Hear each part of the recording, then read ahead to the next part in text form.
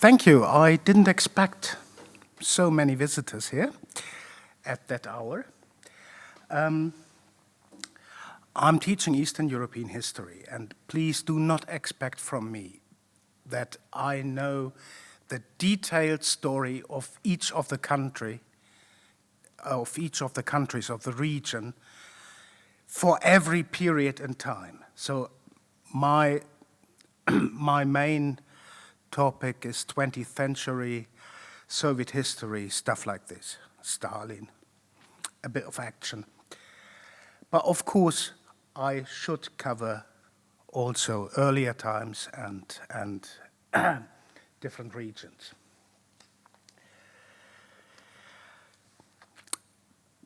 As a beginning, we can think about Putin's claim that Russia has a history of 1,000 years of statehood and Ukraine does barely exist. This can be a starting point for the next 90 minutes. And of course, there's something wrong with this argument, because the word Russia, Россия, is not 1,000 years old. It comes into circulation in the 16th century, in the second half of the 16th century. So Russia is not older than 500 years. The word Ukraine or Ukraina appears already in medieval sources, but it says only borderland. Borderland of what? As Russia, Ukraine became a geographical term in the 16th century. So both countries are equally old or young. The same goes for Ukrainians or Russians. They didn't exist 1,000 years ago. As simply as that. When I was a PhD student, I attended with some of my students and together with today's mayor of Tartu, Urmas Klaas, an international seminar on historical myth and school textbooks. And the most heated debate was the debate between the Ukrainian group and the Russian group, both claiming that the old Rus is ours. As I said, they were both wrong. So another thing I should say in Estonia, if we want to name the two major differences in the history of Estonia and Ukraine, this is the first difference is the Estonian language became a real written language, a cultural language, only in the 19th century. There are earlier texts and fragments of the Bible, etc., but the Estonian literary language is very young. Ukrainian and the predecessor Ruthenian and the predecessor Old East Slavic were written languages of administration, Kurd,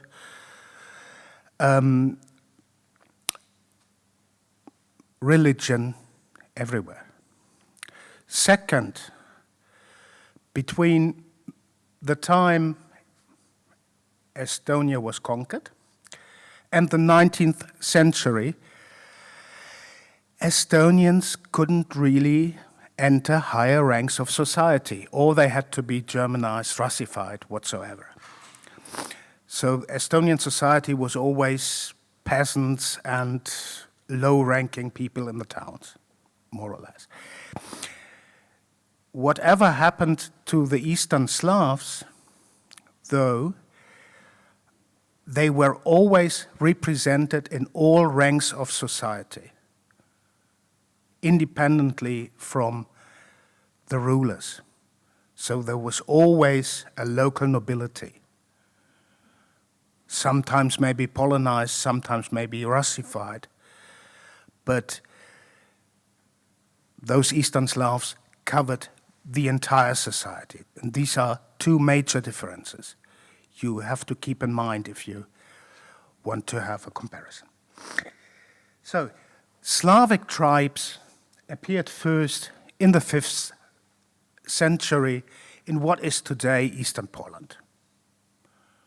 So a small patch of Europe, and they were not alone, there were other tribes together with them. And out of this came the largest success story for any language family in Europe. Slavic languages are the largest languages in Europe. The Slavic language family is the largest. And the territory inhabited by Slavic speakers is by far the largest. So think of those tiny islands in the West speaking English. What's this compared to most of Eastern Europe? It's all right. And those, those Slavic tribes would expand, and like other large language families, they became large because of assimilation of locals. Whether these are Finno-Ugrian, Baltic, Germanic, Iranian, or Turk speakers, doesn't matter. Yeah? And the Slavic tribes would spread over Central and Eastern Europe. Linguists divide them into 3 groups: Western Slavic, Southern Slavic, and Eastern Slavic languages. Eastern Slavic languages today are Russian, Belarusian, and Ukrainian. Although back 1,000 years from now back, there was more or less one written Eastern Slavic. But people, like in other places in Europe, would speak this Slavic language in their tribal tongues. The Slavs were divided into tribes, like were the Germans and many other language groups. So there was there was an enormous difference between those dialects. The written script was only a kind of standardized language, but the spoken language, of course, was different.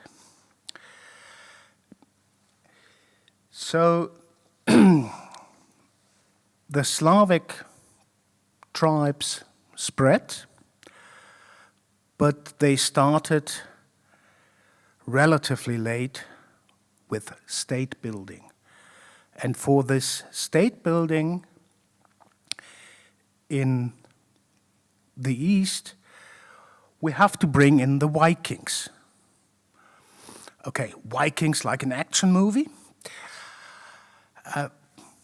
Partly, but they were not only warriors, but also traders, explorers, slave traders, and excellent state builders. So, Viking state building brought us Normandy, Sicily, the Scandinavian states, but also England, Russia, Ukraine, and Belarus. They all start with Vikings state building, and those Vikings were on a trade route between the Baltic Sea and the Black Sea on the way to Constantinople, and Constantinople was also a hub for European Asian trade. So you could get things from India or China in Constantinople to be transported back to the northern part of Europe. And what could you sell in Constantinople after rowing along Eastern European rivers? What could you sell?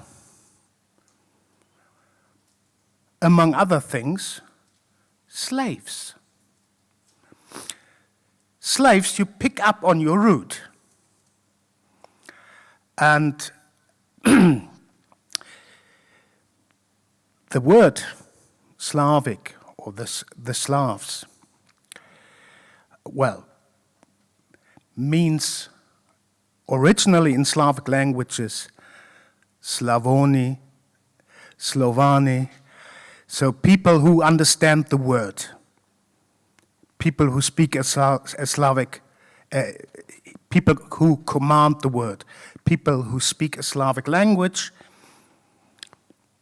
in comparison to those who don't understand a Slavic language because they are div, they are Niemcy, Niemec, meaning div, or German. But when the Vikings arrived on those slave markets, the name Slovyan traveled with the slaves to the Arab slave traders and came back into European languages as sklave, slave.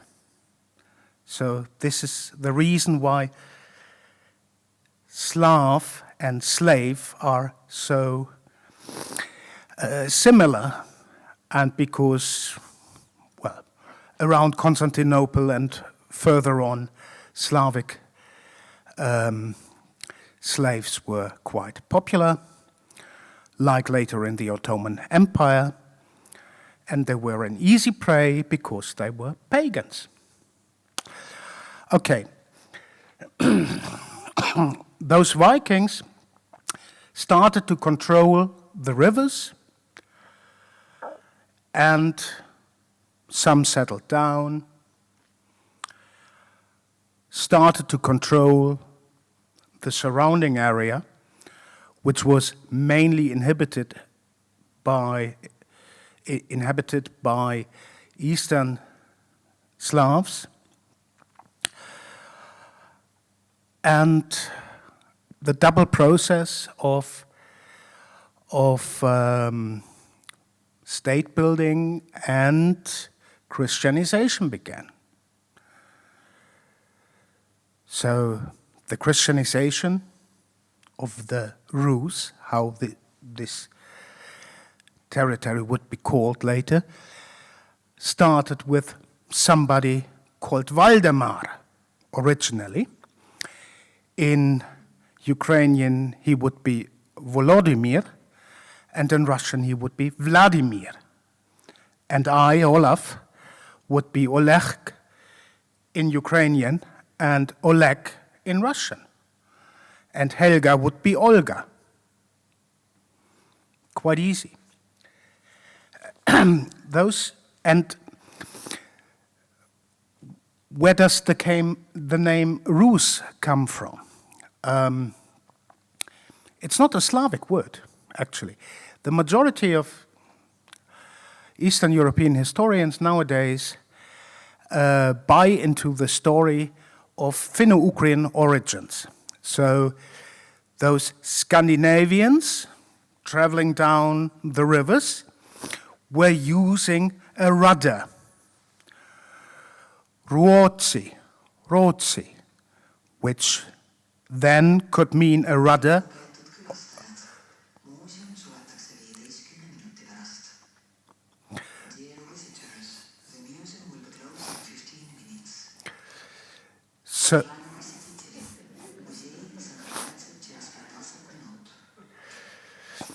So this could mean a rudder or a Scandinavian. Means Russia today has its name from those Vikings and from a Finno-Ugrian language spoken somewhere on the western shores of the Baltic Sea. All right. Those Vikings, as we know from archaeology, would live for quite a while separately from the Eastern Slavs they governed, and only later on begin to assimilate with them. The high nobility of the world of the Rus up to the early 17th century would date their origin back always to those Vikings.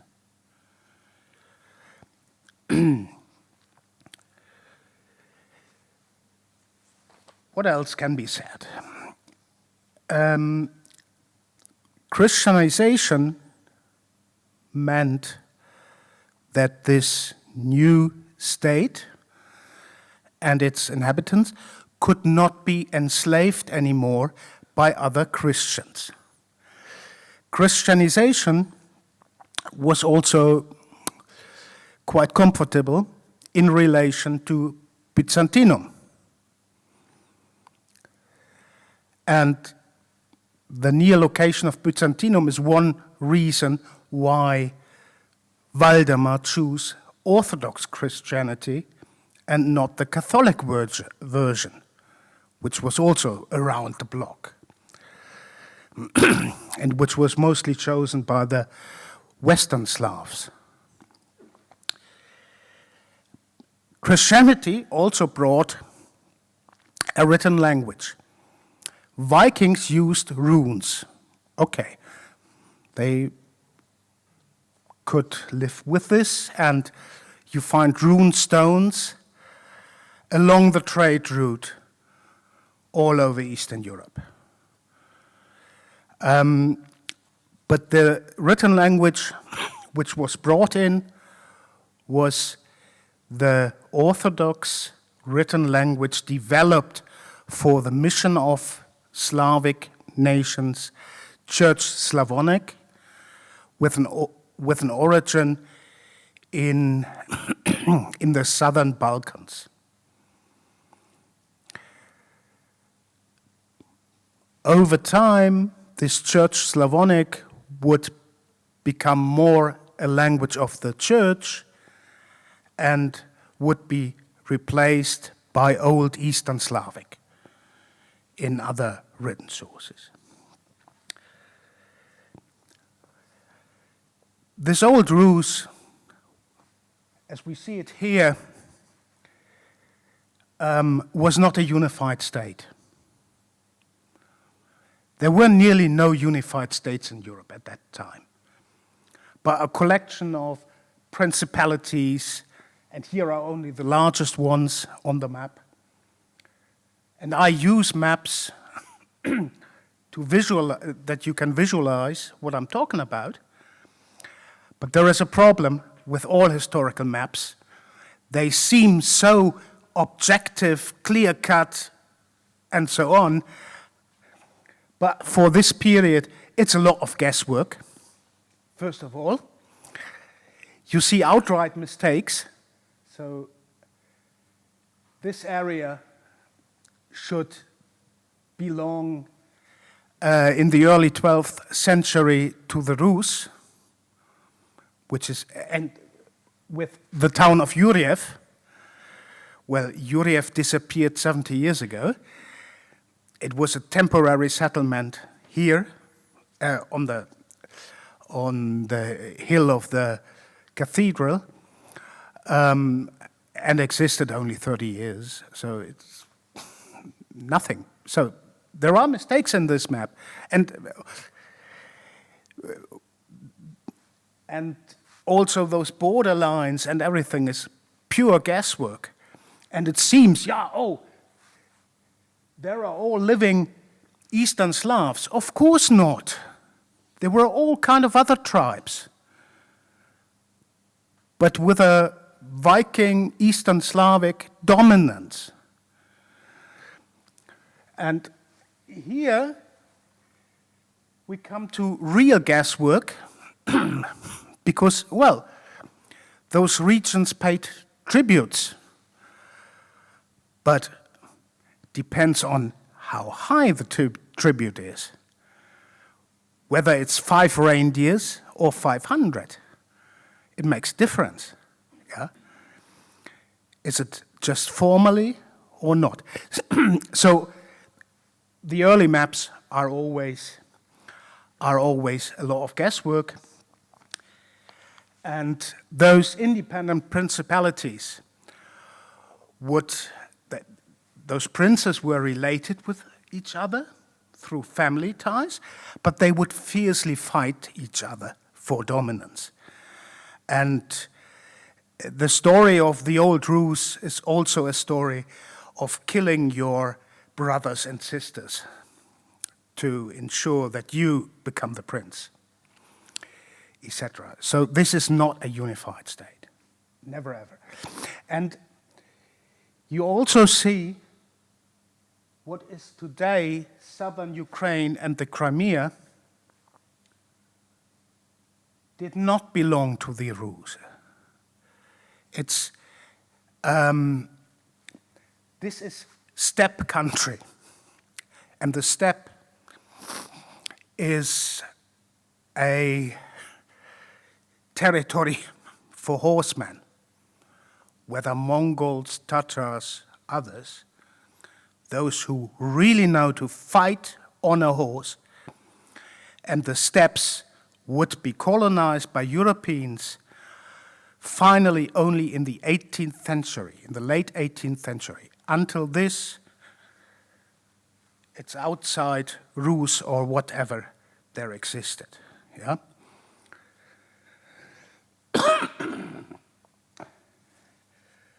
Okay. The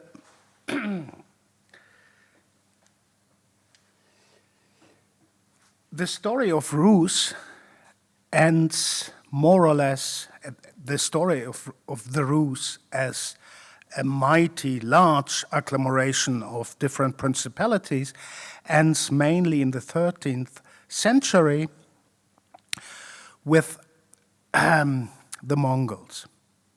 Mongols coming together with Turk tribes, later being called Tatars. They were superior in fighting. They would even get up to Germany. And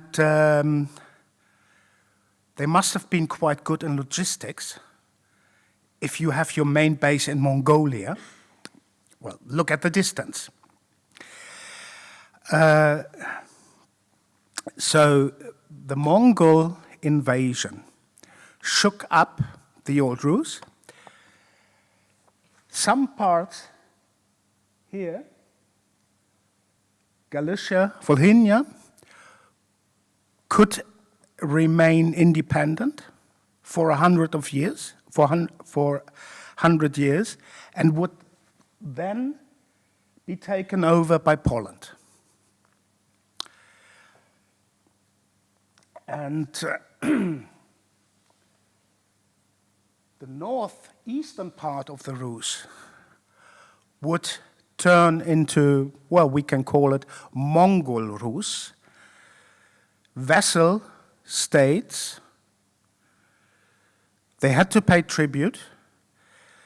The Mongols, or the Tatar viceroys, would interfere in all kinds of political affairs, and they would take hostages from the princely families. So in case you do a wrong step, well, lots of your relatives will die. And the largest part of the Rus was taken over by a tiny country, the Grand Duchy of Lithuania, which turned into the biggest country in Europe. Impressive. But again, on the steppes, Lithuanians couldn't do anything. Yeah. And this is the first division of the Eastern Slavic tribes. So Lithuania itself was a pagan state. There were also Catholics around. And then they took over the heart of Rus, most of the population, and the real centers. So all of a sudden, during a couple of decades and longer, Lithuania became not only the successor state, but the Grand Duchy of Lithuania also turned into a mostly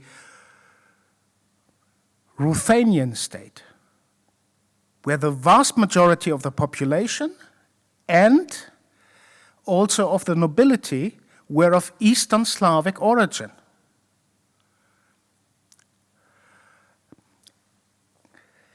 The law of the old Rus continued to be practiced in Lithuania until the 16th century. What Lithuania brought was religious tolerance. If you are pagans governing a mainly Orthodox population, well, you have to tolerate other religions, and due to the proximity with Poland and alliances with Poland and so on, there would very soon Jews would come in. There would be an increase in the Catholic population, and later on, even future Ukraine would participate in the Reformation. There were Lutherans around and Calvinists around. In the Lithuanian state, the nobility possessed a lot of leeway. It was relatively independent. Lithuania adopted, over time, the Magdeburg town law. So, Magdeburg. Why is he talking about Magdeburg somewhere in Germany? Most of Central and Eastern European towns which developed autonomy and self-administration were governed according to the Magdeburg town law. So this is a part of the parcel of, well, let's say, Europeanization as well. So not only the nobility had a certain autonomy, but also the larger towns. And you had Eastern Slavs in all positions. The written language of Lithuania, the language of administration, became first Old East Slavic and then Ruthenian. So the Lithuanians were governed by Eastern Slavic clerics. Yeah. and over time, Lithuania would develop a personal union with Poland. A personal union is when your duke is also the king of Poland. While, and after nearly 200 years of a Lithuanian king in Poland, there would be also a real union of the two states. So the territories were still separated. They had differences in laws and in many things. But there was a union, the Rzeczpospolita.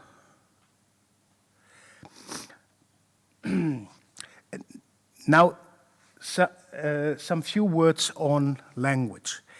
As I said, in the East, there was first Old East Slavic. And then the language split, the written language, into a Ruthenian branch and a branch which would develop into Russian. And Russian, today's Russian, was very much influenced by Old Church Slavonic and by the dialect spoken around Moscow, for obvious reasons. Yeah? This Ruthenian would split in the late 16th, early 17th century into a Belarusian and a Ukrainian branch. This was the moment when Poland took over the Lithuanian parts of Ukraine. Yeah?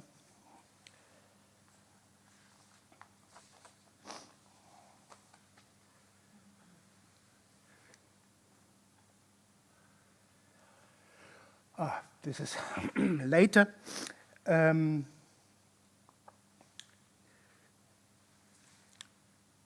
Some information on Polish rule and the tiny differences to Lithuanian rule, in a sense. Poland has adopted German law in the Middle Ages. It's called German law in the sources, whether in Latin or in other languages. And it is Roman law through the prism of medieval German law. Most influential is the Codex of the Saxonians by Eike von Repko in medieval Low German, a bestseller for lawyers in that sense. So most of Central and Eastern Europe, which brought in Roman law, would actually use this Roman German law with this very influential text of the Codex of the Saxonians. So in that sense, since Polish rule, Ukraine was even part of the legal sphere of most of Europe, the legal sphere of Roman law.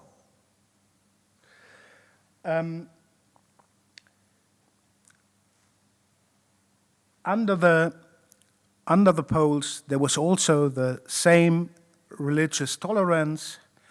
So in a larger town, you could have a synagogue and a mosque and an Orthodox church and a Catholic church and a Reformed church, for instance. The Poles tried also to bring Orthodox people to a conversion and established a special Greek Orthodox, Greek Catholic church. And the thing with the Greek Catholic Church is that it uses a lot of Orthodox rites, but is still under the supremacy of the Pope and is officially Catholic. It's a kind of mix between the two religions. So major European developments reached also Ukraine, or future Ukraine, whether under Lithuanian or under Polish rule.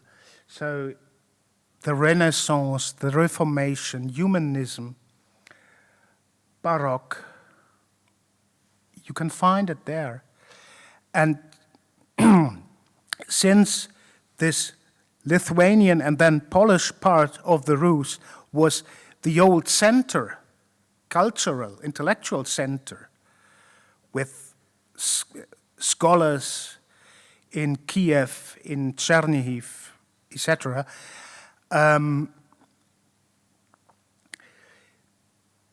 this would be intellectually superior to what happened in Muscovy or in the northeastern part of Rus.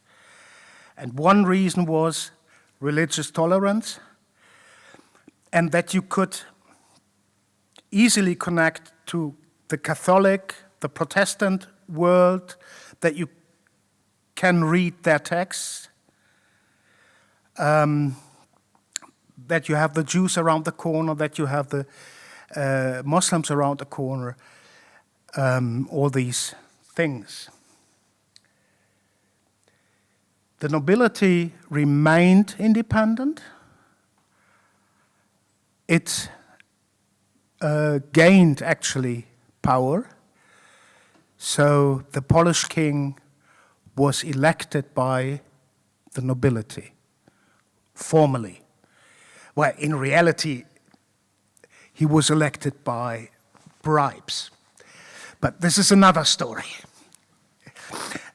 But if you have this strong nobility, you would also have parliaments, Landtage, Sejm, also local Sejms, where different ranks of society are presented, not only nobility. Yeah? But in the period of Polish rule, of Polish overrule, you also see that see other developments. One was the Polonization of elites, especially the land-owning nobility, and often their conversion to the Catholic faith. And you would have what is called by historians the second serfdom. So serfdom itself is an institution coming from the Middle Ages, and in the 16th and 17th century, serfdom intensified in Eastern Europe, all over the place, while serfdom became more relaxed or even disappeared in the western half of the continent, which was a general development, whether in the Baltics, in Muscovy, or in Ukraine. The second serfdom was in always. And in the 17th century, you see the first institution of higher learning, the academy in Kiev, which was some 80 years older than the oldest university in the Russian Empire, the University of Moscow.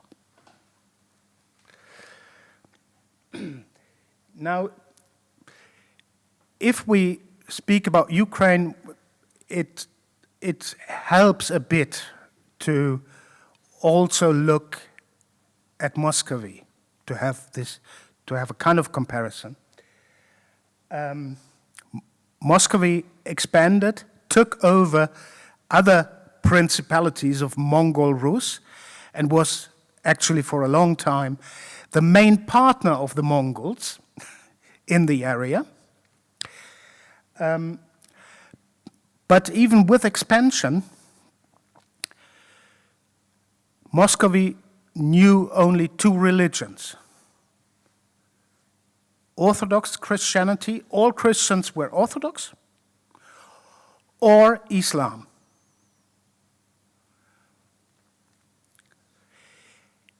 You could convert from Islam to Orthodoxy, but it was not allowed to do it vice versa. And why is this somehow important? Perhaps you know all the famous phrase by Peter I, opening up a window to Europe. Yeah. It was meant beating out the Swedes and taking over future Estonia and Latvia. But before this, Muscovy was isolated, intellectually backward. Of course, there were also educated monks, of course, but they were comparatively isolated from developments in Europe. And the version of Islam, or the Islamic world in Muscovy, was on the fringes of Islam, while later on, or here at that time already, one of the centers of Islam is the Ottoman Empire, and the Crimean Tatars were dependent on the Ottoman Empire, and they were direct neighbors to Ukraine. And from time to time you had war, and from time to time you had exchange. Yeah? So Muscovy was far more isolated. This means the princes started early to import some Western specialists, but they should not infect the normal population with some dangerous ideas or religions, so they were isolated. They had to live in special quarters of the town. In Moscow, it's Niemiecka Sloboda, the German suburb.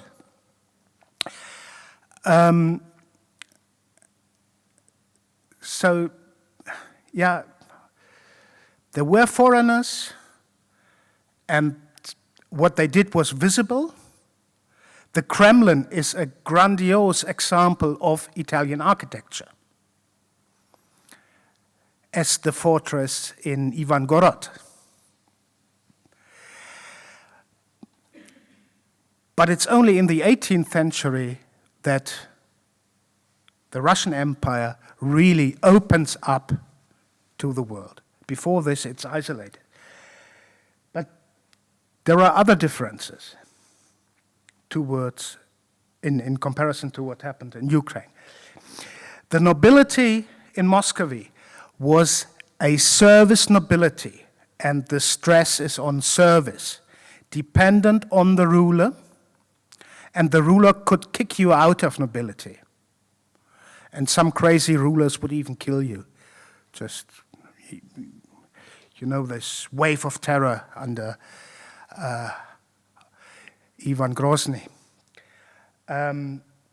So you have no independent nobility. The towns were not independent. They had no autonomy.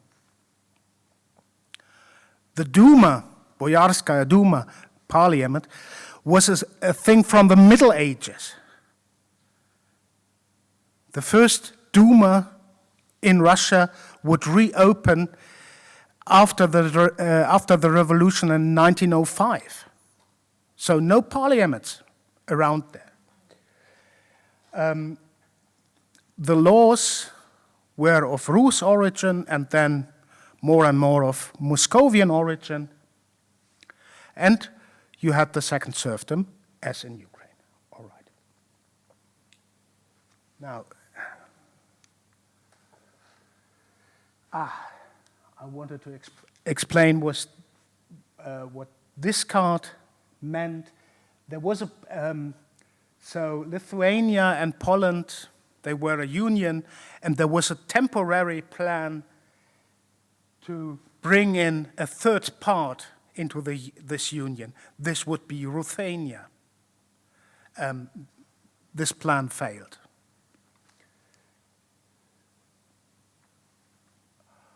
Okay, so here you have Poland, Lithuania, the Rzeczpospolita. Now, another factor in Ukrainian history, Cossacks. Cossacks did exist in the Russian Empire, in Muscovy, and in Ukraine. And a thing like Cossacks did even exist on the Habsburg Turkish or Ottoman Empire border in Croatia. These are, well, armed peasants, free peasants, who should defend themselves and the border and the region and so on. And the Cossacks in the east were meant to go into the steppe. And in the Russian case, also to explore the east.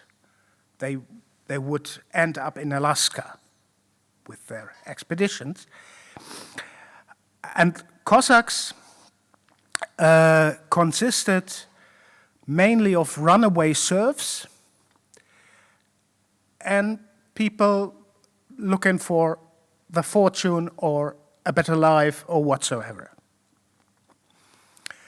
In the Ukrainian case, well, overwhelmingly Ukrainians, but also Russian and Polish runaway serfs and maybe some single Tatars among them and so on. And they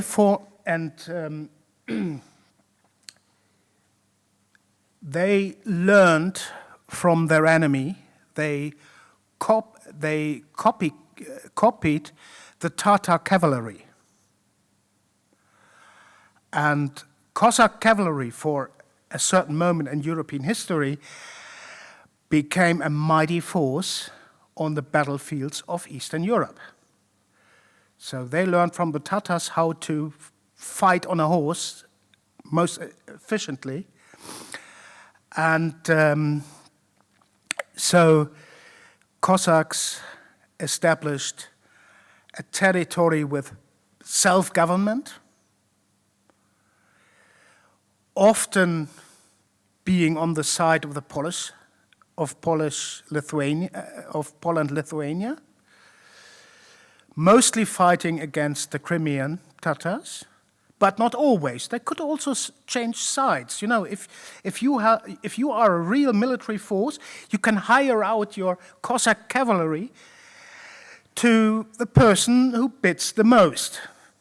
So Cossacks would fight against and with Crimean Tatars, Poles, Lithuanians, and Russians. No way. And it's actually Cossacks who had established this academy I spoke of. So they are not all of them were just uneducated runaway serfs, but some of them were also of noble origin, better educated, stuff like that. Yeah?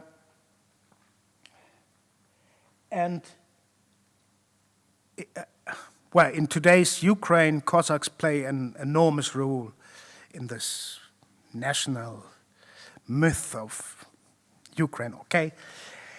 In 1654, the Cossacks swore allegiance to Russia. And this is exploited by later Russian and Soviet historians, and today again by some Russian historians, as a fact that, okay, the Cossacks are now on the side of Russia. And forever. Absolutely not true. So it took quite a while for Russia really to rule about the Cossacks, and the Cossacks would preserve a high degree of autonomy until the late 18th century. So, and for instance, here on the map, you can see how in the middle of the 18th century, Russia came already in, and this is the Cossack-controlled territory.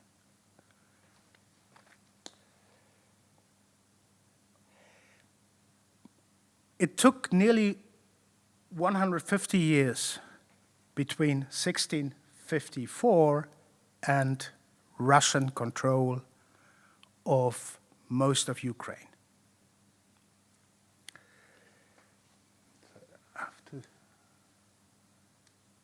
Oh no.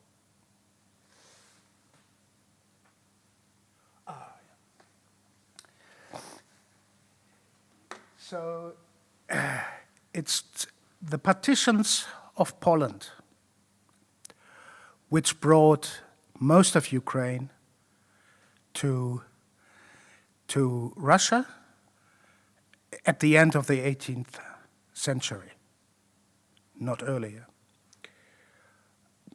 In other words, even if you accept that the old Rus is a state where future Russians and Ukrainians would have lived together, then in most of the period, most of Ukraine and Russia was not inside the same state.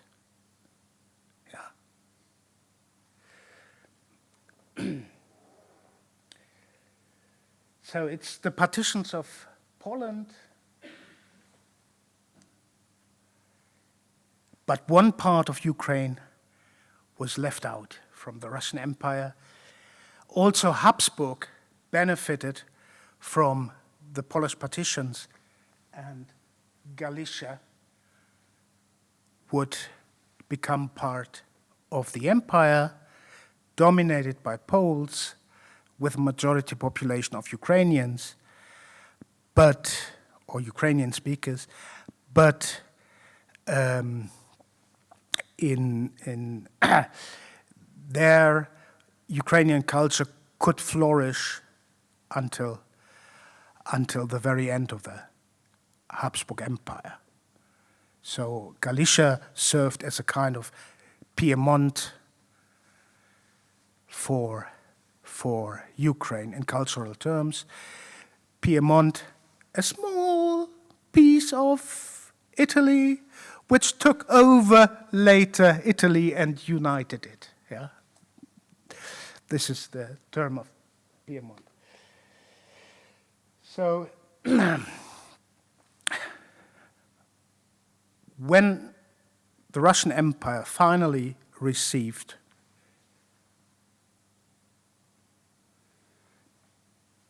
Ukraine, over time it could take control of the steppes. And this had something to do with firearms, and firearms you could use on a horseback. And only then the steppe warriors could be beaten. And the steppe, so the Slavs were always people from the forest, historically. They never dared to settle down on the steppes, and now they could do so. This would be, and the Crimean Khanate would also fell to Russia.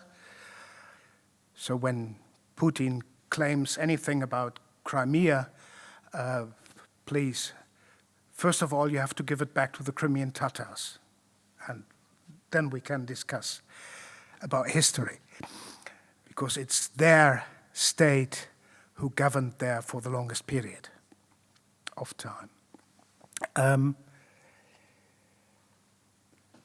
And it is here in the steppe where Novaya Rossiya, New Russia, would be founded.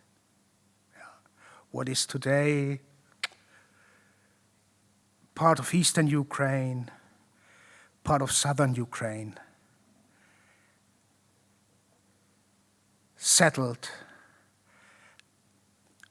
by people from all over the place, Russians, Germans, but mostly Ukrainians. Okay. In the Russian Empire, there was a clear understanding that Belarusian and Ukrainian is not a real language, are not real languages. They are simple dialects. So Belarusian is White Russian and Ukrainian is Little Russian. Yeah. Nothing more.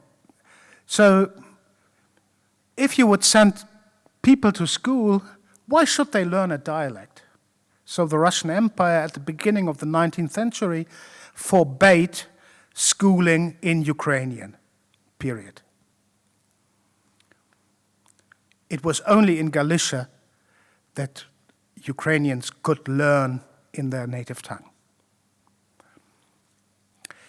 In the second half of the 19th century, even the publishing of books and newspapers and so on in Ukrainian is forbidden in the Russian Empire. They did the same in Lithuania, by the way, to eliminate this dialect. Linguistically speaking, Belarusian and Ukrainian are cousins, but Russian is a very far away cousin nowadays. Even Polish is nearer to Ukrainian than Russian.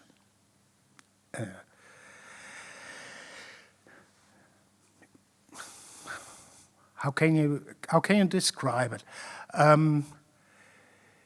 If you know English, you will not really understand German. And you will have trouble to understand Dutch. If you live on the Dutch-German border, people speak the same dialect on both sides of the border, then it's quite possible, well, you hear it so often, all right, you can switch between the languages, yeah? But they are different languages and the same Ukrainian and Russian, yeah? The only argument I want to make is bilingualism between cousins, even distant cousins, is much easier than between completely unrelated languages. Yeah? Meaning if you live in a Russian and Ukrainian speaking surrounding and have the languages all the time,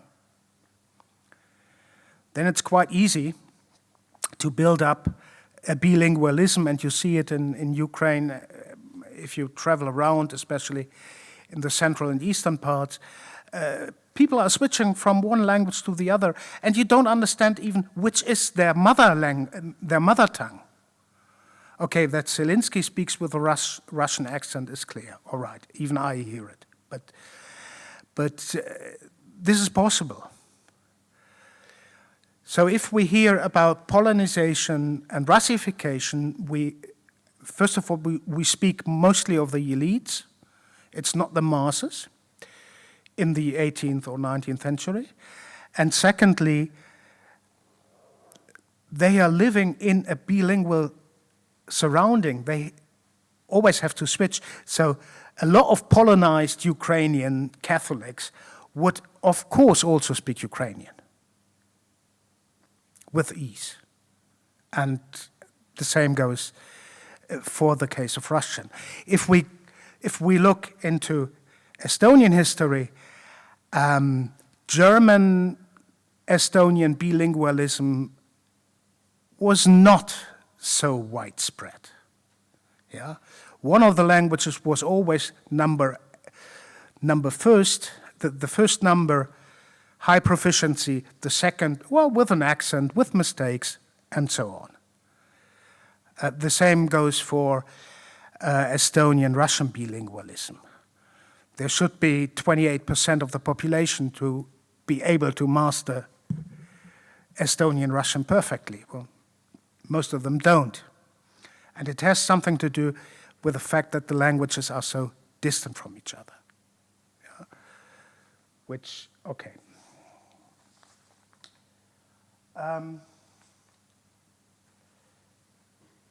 Interestingly, while you have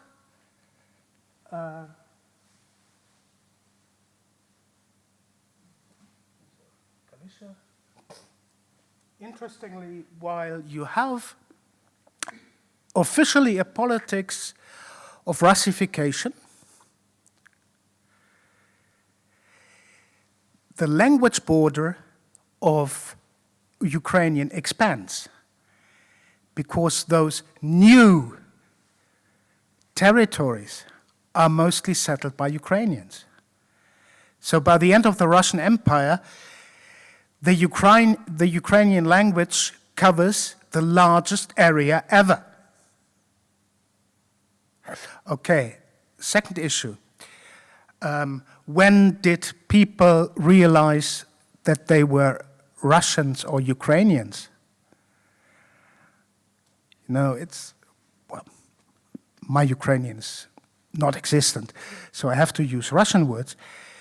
If you would stop somebody in a village and ask him in Eastern Europe, what are you? He would not answer, I'm Russian or I'm Ukrainian. He would usually answer, Я крестьян, I'm a peasant. Well, like the Estonians until the middle of the 19th century. Or the answer would be, I'm a local. Я местный. So it's clear. I'm from here, yeah? End of story. And it's the idea of nationality and so on is spreading in Eastern Europe later than, let's say, in France, of course. It's in the late 19th century, early 20th century. And this Russification politics and this anti-Ukrainian politics is also a factor driving the Ukrainian identity. And people really decided, some big figures of literature and so on, they decided, well, I'm from a mixed family. One parent is German, the other one is Polish. I'm living in Ukraine. Well, I'm a Ukrainian. That's it. And of course, up to the First World War, Galicia. At the end, you even could study in Ukrainian at the university. You had Ukrainian professors in Lviv, Lemberg. Yeah. Ukrainian high culture was very much preserved in Galicia and produced in Galicia, but not only. And as a language of high literature, Russian and Ukrainian evolved around the same time, in the late 18th century. Russian and Ukrainian literature are of similar age. All right. Now we have to go into World War I. At first, Ukrainians fought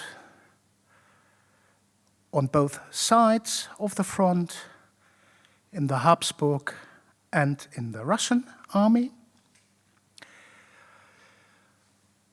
The Russian Empire crumbled. They lost the war. October Revolution, after February Revolution. But already after the February Revolution, you have a first parliament in Ukraine, the Rada, and they would discuss about autonomy and later about independence. So Ukraine was struggling for about 4 years to establish independence. And in the resulting conflicts, Ukrainians would fight in the Polish army, they have been in the Habsburg army, in the Austrian-Hungarian army. They would fight as partisans, as member of the Green Army. Ukrainians would be in the White Armies. They would also be in the Soviet Russian army, and they would be in the army of the Ukrainian state. That Ukrainian statehood did not materialize while it happened in the Baltic, had to do with two main factors. First, there were strong powers against Ukrainian statehood. Not only Soviet Russia, but also Poland. Poland wanted to grab as much as Ukrainian and Belarusian territory, which belonged to them historically, of course. But they were allies with independent Ukraine and later not, and backward, forward, but no chance from the Polish perspective. And the White Russians, the Russian Whites, they were fighting to restore the unified empire, including Ukraine. So in that sense, Ukraine had not only to face Soviet Russia, who built up Soviet Ukrainian forces, but they also had to force the white troops, and they had to live with the Poles. That's the second reason why Ukraine couldn't get independent, was that Ukraine at that moment was far too important for Soviet Russia. Soviet Russia could lose Estonia. Well, we will take it back later, as they did. But Ukraine, because of grain, you have to know in the Russian Empire, you had grain surplus areas, and those grain surplus areas in the south were delivering constantly grain to a growing population in the north, which could not feed themselves on the food they could produce locally. So grain was important, the black earth of the steppe. And secondly, the question of ports. If you want to import, export, it's nice to have ice-free ports, and the ports at the Black Sea are much better located as the one in Arkhangelsk. Yeah? And Vladivostok is also not an ideal solution because you have to ship goods for 7 days at least with Trans-Siberian railways. Yeah? So Ukraine was too important. Now, going to Soviet Ukraine.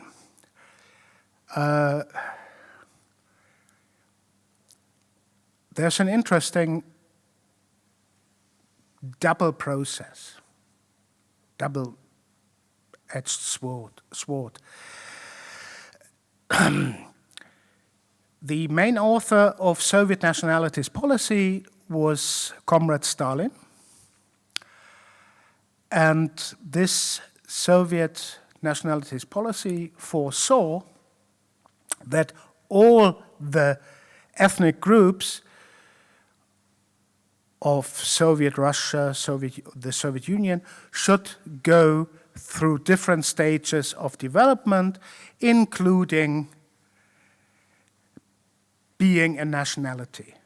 And there was a sort of administrative hierarchy. You got your own Soviet republic, then you were more important than with your own autonomous okrug or autonomous krai or whatsoever. All right. You got the general idea, which means, on one hand, the Soviets started a big wave of Ukrainization.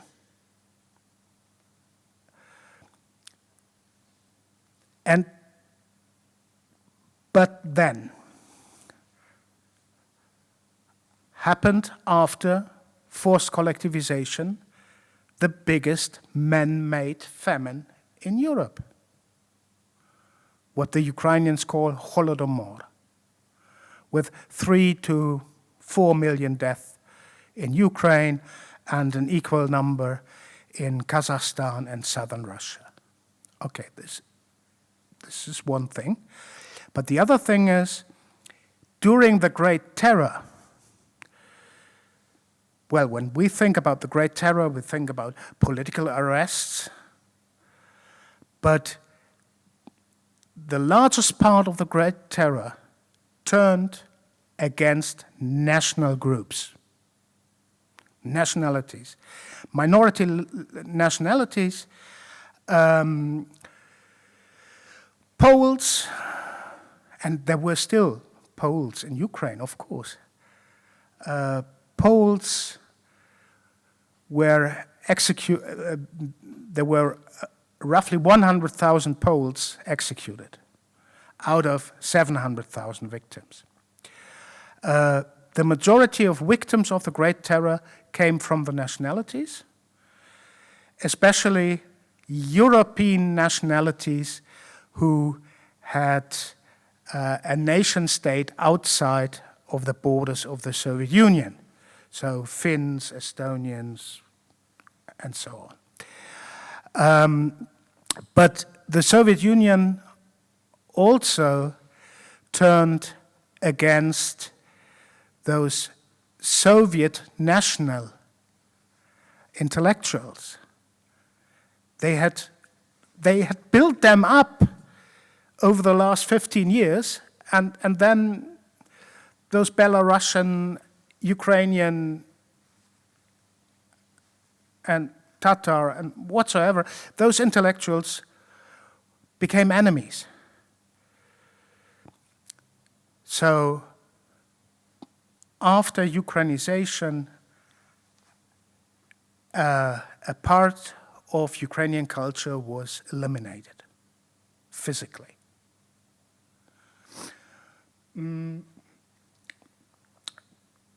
During World War II,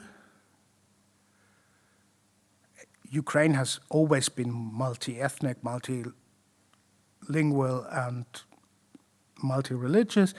In World War II, it's part of what Timothy Snyder called the Bloodlands.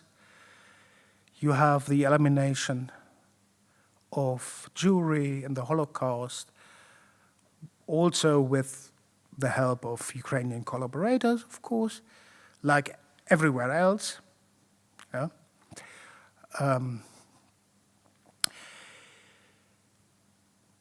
But Ukraine, in comparison to the Russian part of the Soviet Union, Ukraine lost much more population in the war, because most of Russia was never occupied by the Germans to begin with. And in most of Russia, there was no fighting. In Ukraine, you had fighting twice, with the Germans coming in and with the Germans being kicked out. All right. And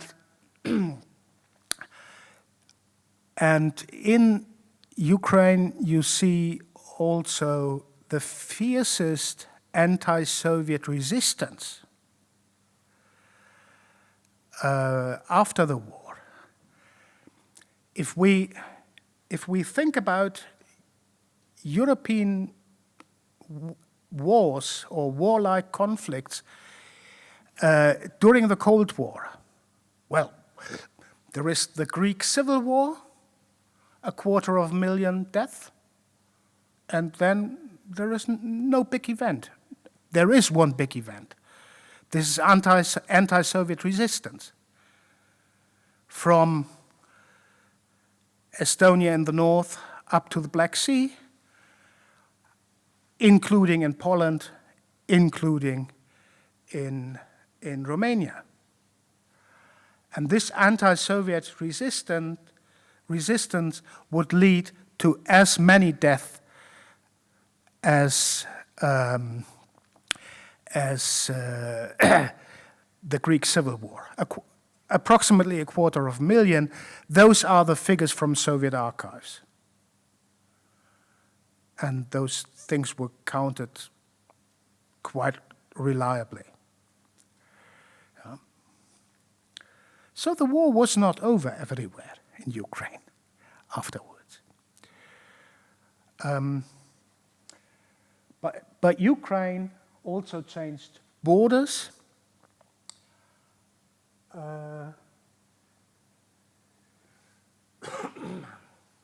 Soviet Ukraine lost those territories, but gained other territories from Poland, from Romania, from Czechoslovakia, and finally Crimea. I would say, apart from Crimea, nowadays those territories are uncontested. There is no big Romanian movement, we want this back, or a similar movement in Poland. So the only thing which became contested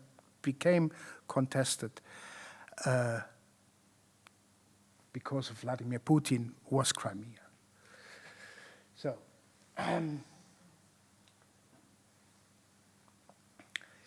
then the rest of the Soviet period, on one hand, similar as in other Soviet republics, the typical developments like de-Stalinization, Brezhnev's stagnation, and Gorbachev's perestroika, still a kind of Russification, not even officially, but unofficially, continued. And if you wanted to study at university, there were much more study programs in Russian than in Ukrainian.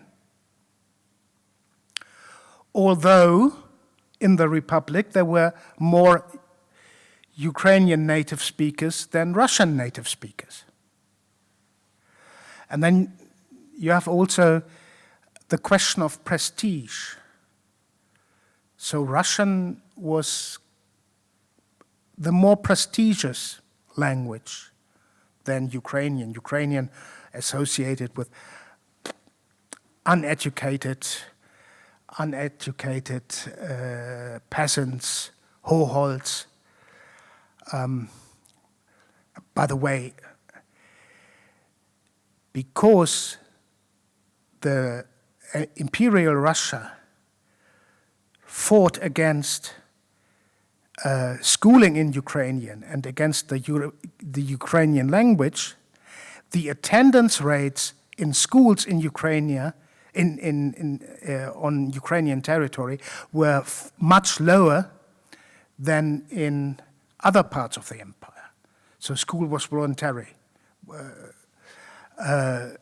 And this is the reason for higher illiteracy rates. Yeah? But now imagine you are a peasant. You need your kids to help you on your farmstead, and you have to pay for school. Would you send them to a school?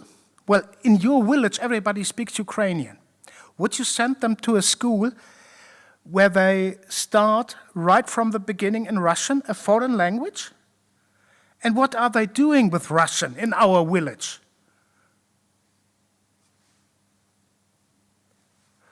It's kind of understandable. Well, of course, if the parents think, well, our kids should later go into town and learn a profession or even study, okay, then Russian is maybe the choice. All right, back to the Soviet period. This lower prestige of the Ukrainian language was actually existent until February this year. Not among all, but among many Ukrainian speakers for whom Russian might have been,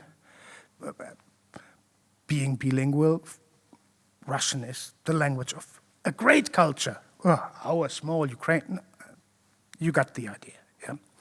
All right. Independent Ukraine. I think the media coverage of the Ukrainian war and videos on YouTube and so on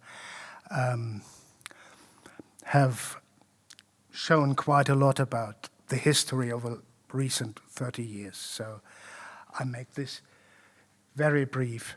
Ukraine was multi-ethnic. It was in a long-term dependence on Russia.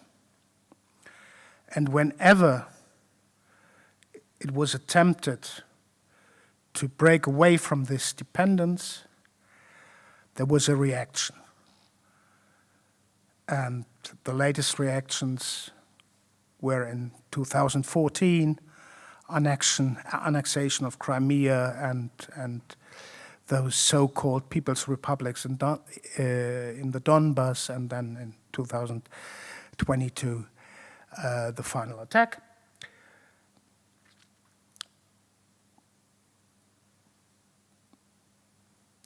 So, but here, from the Russian perspective, well, the Baltic states, they could go away in 1991 already. They were not included into the Commonwealth of Independent States. All other Union republics were included. And the idea of Moscow was, well, we do not want to have formal rule there, but we want to have informal rule. We want to be able to interfere whenever it is in our interest.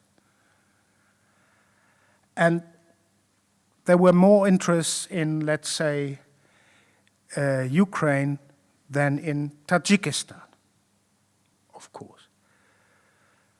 But Russia, right from the beginning, right with Yeltsin, tried to preserve an informal empire. And there were other organizations found later, but Ukraine was in the center of attendance. We've also seen over the last 30 years that building up democracy in Ukraine was not an easy game, and it's still an imperfect democracy. Yeah? Today's president was still in the pockets of one of the oligarchs when he was elected. And we simply don't know how much he and his government is still in the pockets of his patron. Okay. And Ukraine had a severe problem with corruption. Not corruption and this corruption really is bad for any kind of economic development. So there has to change something, and radically, because Ukraine, Belarus, and Russia are the only countries I traveled to where I was forced to pay a bribe. Otherwise, they would have thrown me out of the train, or I couldn't enter the plane, and so on. In other places, it hasn't happened. We all know there is corruption in all societies, a certain level, but not on an everyday level that just if you want to enter a plane, again you have to pay 500 something. Yeah. All right. Finally, I might say Ukraine was a part of this Catholic, Orthodox Europe with Roman law and other things. And now it's on the return to Europe. Of course, I know Russia is also part of Europe. All right. Perfect, 90 minutes. Good timing, but we have now time for questions, comments. I am pretty aware that in 90 minutes, a lot of things had to be presented in a more easy way than they happened, and I couldn't differentiate as much as I would have liked to. But please ask questions, comment. Every kind of feedback would be nice. We need a micro because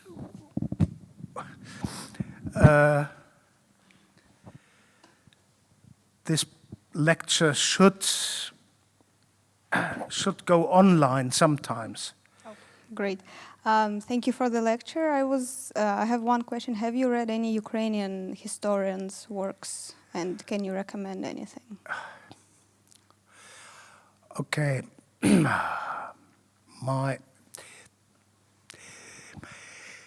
There is a couple of very good Ukrainian historians who either work in Ukraine or in the US. I do not mean the old generation of the Ukrainian immigrants who was quite nationalistic from time to time. I mean the younger generation, Serhii Plokhiv, for instance. But my memory for names is bad when the names are from a language I do not speak. I can remember Estonian or Russian authors much better.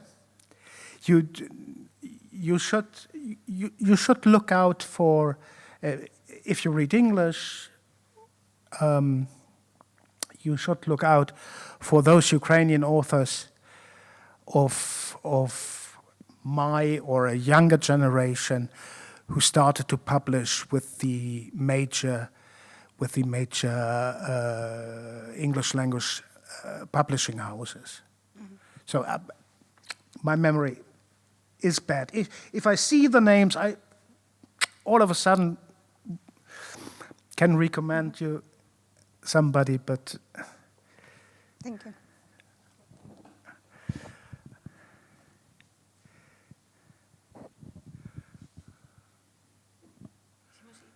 Questions, comments? Yeah. Thank you very much. I've been following this Ukraine-Russia war or the invasion, and this particular lecture has given me a new perspective. It has given me a lot of information which I never knew. Thank you very much. You're welcome.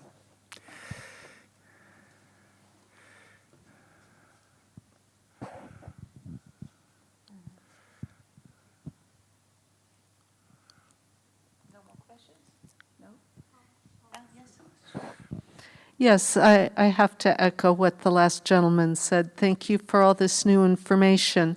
And thinking about how this idea of nationalities and countries is an ever-evolving thing. You know, we're never going to be in a static place. How do you foresee people's self-determination proceeding without these type of wars? Well, the type of war we see at the moment is a war of aggression. And okay, I think even most of the United Nations members agrees on this. I think we should try to deconstruct historical myth. This is one of the jobs I have to do.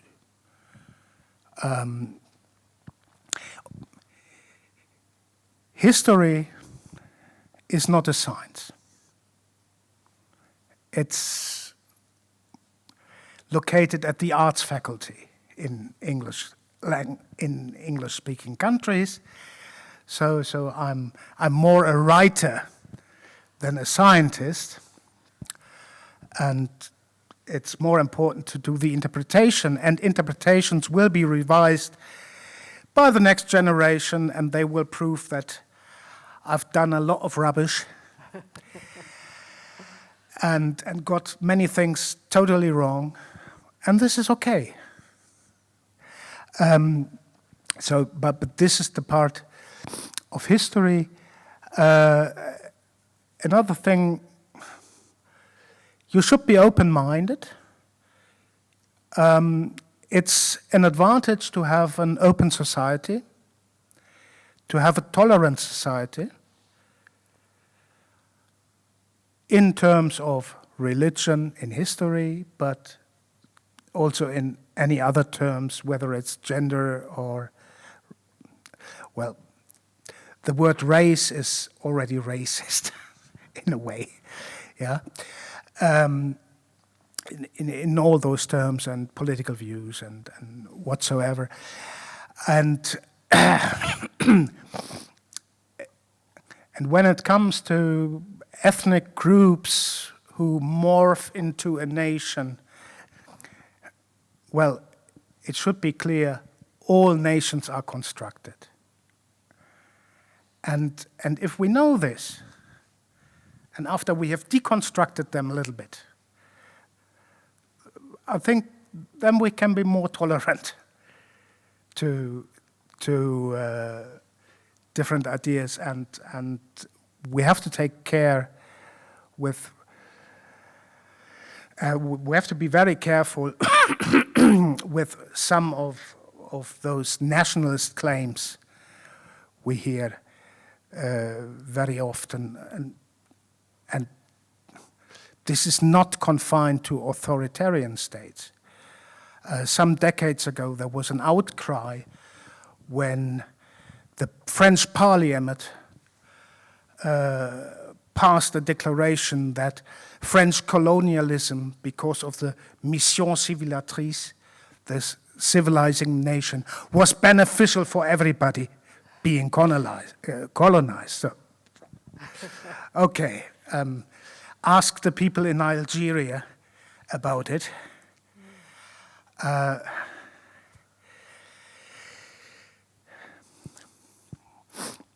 In the moment, it seems that in this part of the world,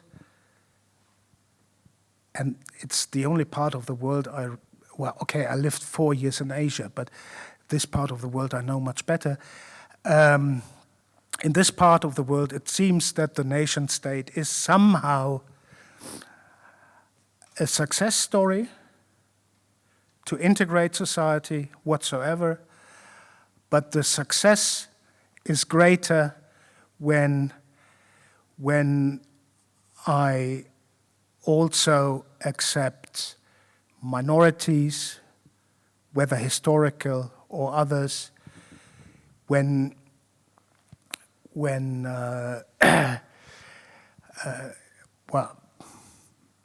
think of France, a heavy nationalizing state, and only since the 1990s, the ethnic minorities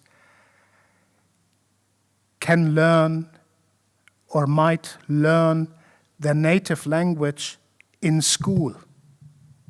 And not in all classes, but 3 or 4 lessons a week. Yeah? And in some regions, minorities are the majority. And look at other places. And so we have to accept that even in a nation state, we should not look only into this one state nation, but also deal with all the other peoples, whether migrants or historical minorities.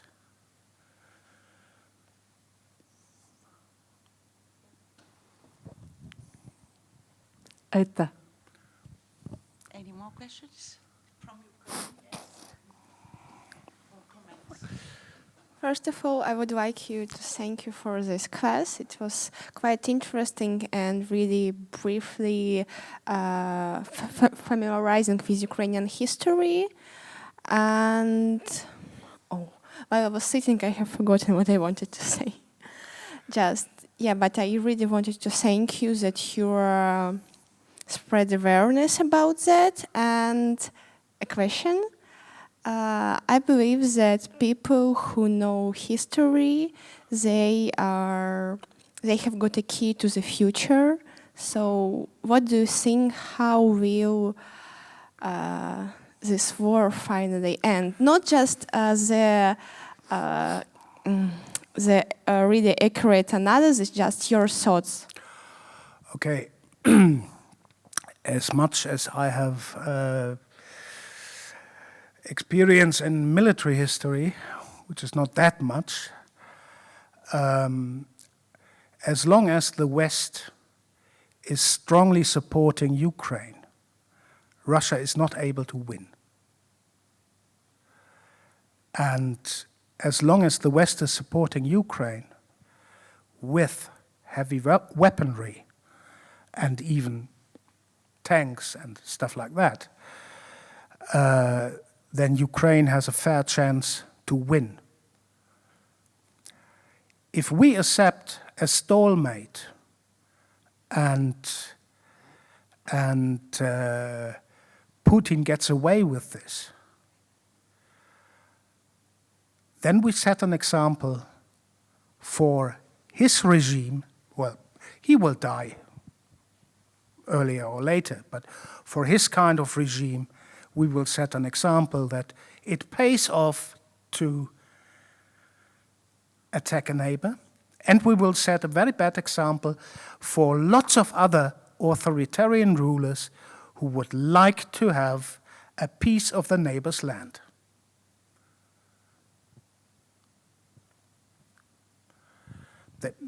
Well, this is, and militarily speaking, at the beginning of this year, but this is an old joke already, at the beginning of this year, Russia had the second best army in the world. It was said everywhere, and in the moment it's the second best army in Ukraine. Yeah? The Russian army is so incompetent,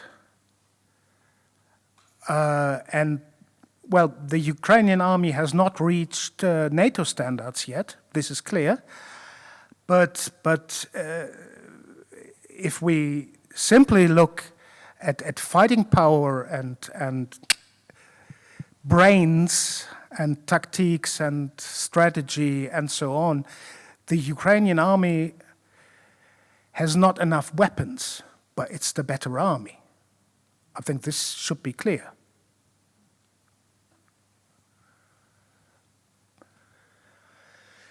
In the best of all worlds, Russia loses all the holdings in Ukraine and will have a regime change. And for all my friends in Russia, I hope that the new regime will be a democracy.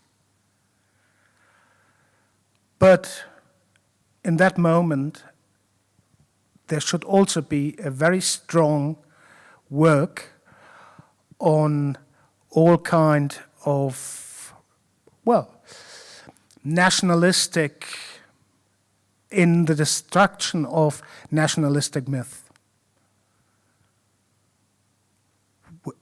And those nationalistic myths, some of them, as quoted by Putin, come already from Russian chauvinism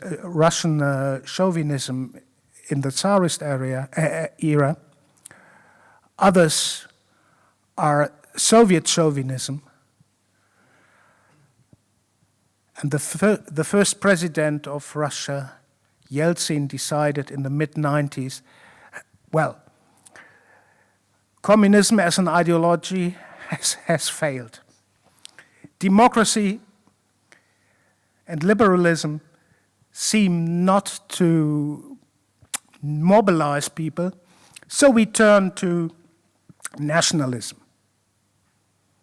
It was 5 years before Putin. And since then you have those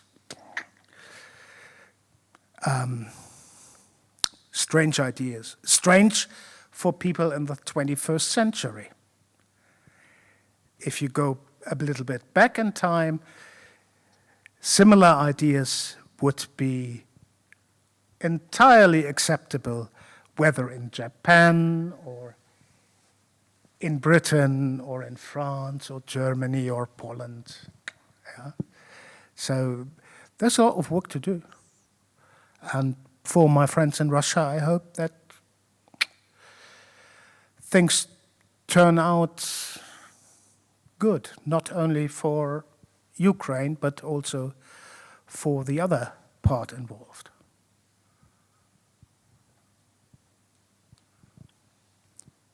Because if you hear some of the interviews made on the streets, what do you think about the war? You get really the creeps, what some people say on Russian streets. And it's perfectly okay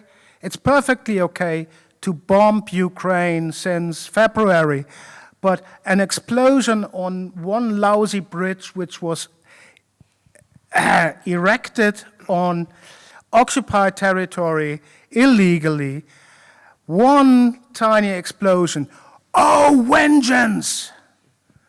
And it's completely okay. Okay, if this is how you think.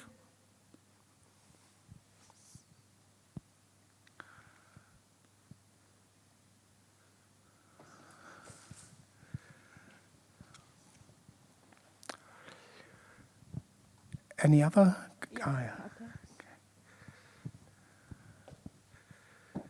I just want to say that actually I'm Ukrainian. I've come here because I'm excited what you will tell, how you will interpret the history. And I'm very thankful for you people to be interested in history, to know the main background of all of this, that there's a lot of myths spread around, and actually the history can explain a lot of it. Thank you.